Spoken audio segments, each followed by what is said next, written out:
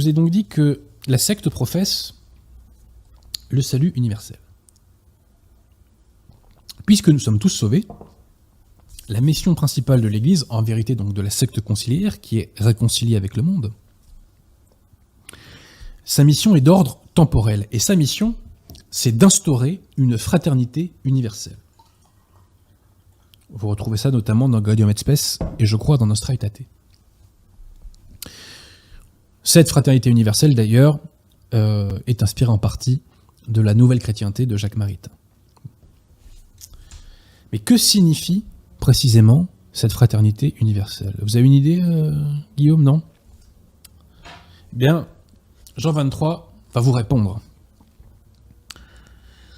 Dans son discours d'ouverture du Conciliabule Vatican II, Roncalli Jean 23 nous dit que le Concile œcuménique Vatican II prépare d'une certaine manière et consolide la voie vers cette unité du genre humain. Cette unité du genre humain, idéal maçonnique s'il en est. Je vous renvoie à mon émission où je faisais la critique de Fratelli Tutti, puisque j'évoque cela. Et il y a un idéal maçonnique qui dit réunir ce qui est éparse. Hein, donc refonder la tour de Babel. Donc, Jean 23 nous dit, dans le discours d'ouverture du Vatican II, que le entre guillemets concile prépare d'une certaine manière et consolide la voie vers cette unité du genre humain. Lumen Gentium nous dit que l'Église est le moyen de l'unité de tout le genre humain. Jamais le magistère n'a parlé ainsi. Hein. Wojtyla, dans un message radio du 17 octobre 78, nous dit que donc la secte conciliaire a pour mission de contribuer à une plus ample et plus forte unité de la famille humaine tout entière. Ratzinger, dans sa pseudo-encyclique Spe Salvi, nous dit que le péché est la destruction de l'unité du genre humain. Et que la rédemption, c'est le rétablissement de l'unité du genre humain. Donc on voit que la secte est centrée sur cette idée d'unification du genre humain. Et c'est ça sa vraie mission. C'est ça ce qu'elle entend par la fraternité universelle, l'unification du genre humain. Et dès le début, puisqu'on voit que dans le discours d'ouverture de Vatican II, Jean 23 avait déjà cela comme objectif. Alors, ceci étant posé, comment fait-on pour y parvenir? Wojtyla nous le dit, en bâtissant ce qu'il appelle une civilisation de l'amour.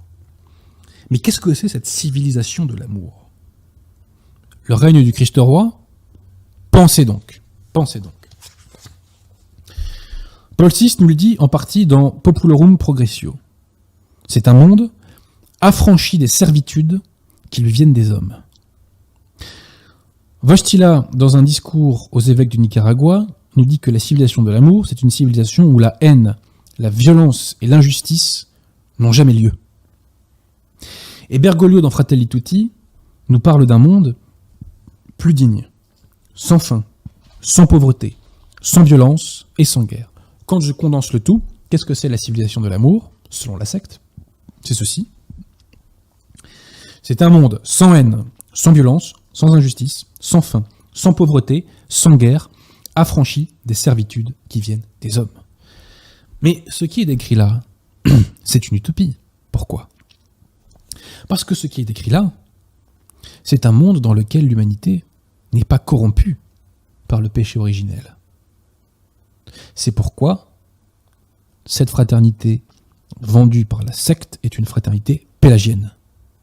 Parce que c'est une fraternité qui repose sur l'hérésie de l'absence de corruption par le péché originel.